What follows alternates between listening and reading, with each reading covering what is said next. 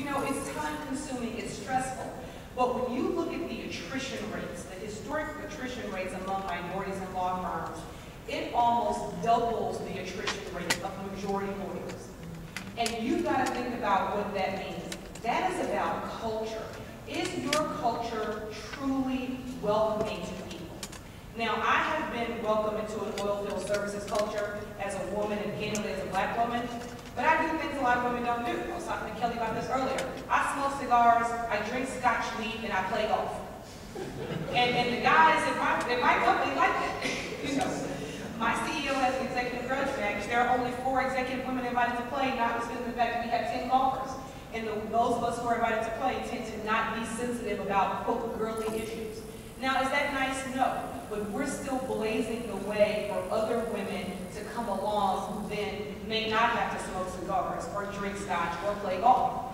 So at some point, you have to get in where you can to try to make people feel welcome. And the fact of the matter is, when I walk the halls, the firm shall remain nameless, but to tell you the culture issue and to put a fine point on it, I was walking the hall of a major law firm, literally one of, you know, if we were in London, they would be a magic circle firm. And a senior partner had no idea who I was and asked me when I had been hired and what partner I worked for. And I said, I'm sorry, do you think I'm an associate? He said, oh, are you an associate? I thought you were one of our new staff members. Yeah, okay. It's a culture issue. What would make you think that I was walking around your halls, you've never seen me before, no one introduced me as a staff member, that suddenly your default is that the black woman walking your halls should be serving you coffee? So I would encourage all of you guys to really take a good, long look at whether or not you are truly welcoming in your environment. Because the bottom line is we all have more in common than we have different. And you just have to work to find out what those commonalities are to create a truly welcoming culture for everyone. And there's a socioeconomic component to that too, so that's a different story. You just made me think about the collection of valet keys that I've been handed already. Including, I'm not kidding, one this morning when I was on my way over here. But has anybody else had that experience? Yeah, okay. Here's my next question, okay? This should provoke some discussion or dead silence, okay? What about white males, okay? Whenever I'm at a diversity conference, I always think to myself, what do the white males in the audience think? So, you know, Tommy and Zelmo, don't feel any pressure simply because you're sitting next to the person who manages towards litigation, or you're talking to the person who's over outside counsel management for your largest corporate client. Don't feel any pressure. I want to hear from you candidly. Tell me, how do, I love this, you know, whenever there's something of issue, Spike Lee's on TV and they say, Spike, how do black people feel, you know? So, my first thought is, why are you talking to Spike? Yeah, well, I'm talking to Tommy because he's a white male and he knows about this issue, okay? I don't think Spike knows about it. But anyway, Tom, give me your thoughts.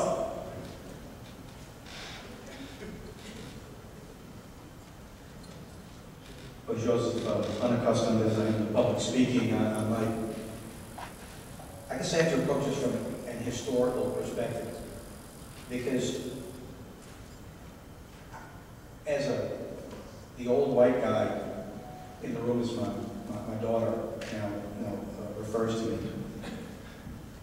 what we have to bring to the table as senior managers, especially if I'm a Caucasian old guy who's been yelled at other diversity conferences, because when I walked into the room, I was the old white guy who was referred to as being one of the persons responsible for the situation as it is now. So what I bring to the table is the fact that we certainly are sensitive to the fact that we have an overarching responsibility to our clients and to the people that we work with to bring to the table the same sensitivity of the people who helped to form us. Now, my background with my dad was such that we were Dagos at one point, that we were in a situation that when Louisiana was closing down all the schools, my dad, Lou Landrew, and Senator Adrian Duplanche, former Judge Duplanche, were being vilified because they wanted to keep the schools open. And as I mentioned to others, I learned every dirty word I know by answering the phone during that period of my young life. So we have the responsibility to make sure that the things that other people are expressing, the troubles that they've had, the indignities that they've suffered, is something that we can't permit. You don't have to drag us kicking and screaming into this world, the world where we should be embracing, we should be mentoring on an everyday basis. Because when we go into court, we know that while we may be having an advocacy argument against someone, we're actually mentoring the people who observe us. The question of whether or not we are professionals to our opponents, whether we respect the dignity of the court, and especially respect the dignity of young lawyers who don't have a clue. Because I have never forgotten where I have come from, never forgotten the mentors that I've had and the people who have helped shape my life. One of the guys that helped shape my dad's life was Dutch Morian, because they worked together as colleagues, and ultimately my dad became a close friend and the city attorney in New Orleans. So I have seen the cultural differences, I've seen the ethnic differences, the sexual differences, I've seen all of that, and I know what our responsibility is. And I say our, it's a firm responsibility, it's just not my responsibility. To make the places that we work and the colleagues that we work with have that welcoming feeling, and so that they'll know that when they come to our firm, they're participants and not just parts. And I don't know how else to say it other than it's got to be on the inside. It can't be something that you force me to do. And so hopefully what everyone is looking for in this room is to have that on the inside. And I know that not only from Walmart, but from the colleagues that I work with who are here in this room, who are from all over the state of Louisiana. They have that same feeling and want to make that a part of our lives.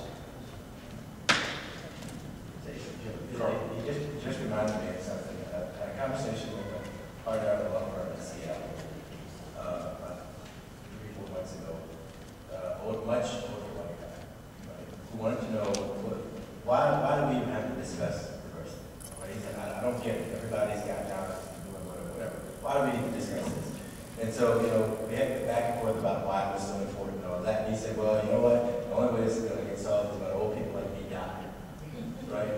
And at the time, I was like, okay, well, that's really a bad position for you to take. But clearly, there are other people who think, who are out there who are thinking the same things, who are in these really senior positions at these various firms and other places. And if that is the attitude that, you're fighting, right?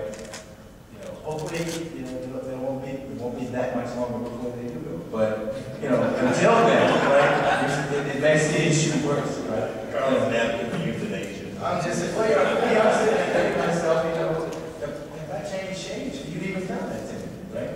Yeah. One of my good friends, Julie and I were talking about at lunch today at Walmart, is a white lawyer. His name is Sean Fitzgibbons. And Sean and I, one of the first people I met, our offices were next to each other. Our kids were about the same age, go to the same school. Our wives refer patients to each other. We have a requirement at Walmart that all of the in-house lawyers, every single one of us, in the course of the calendar year, has to attend at least one diversity event.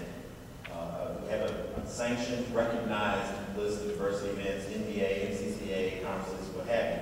Well, Sean got kind of busy towards the end of last year. Before you know it, he looked up, it's like November. It's like, oh man, I hadn't been to my event yet. So the only thing left on the calendar, I think, was like the corporate women of color event. Oh, he was on nobody there. Yeah, well, so he came back from the conference, and I was like, dude, how was it? He was like, I stood out. And I put my arm around his shoulder and I said, well, my world.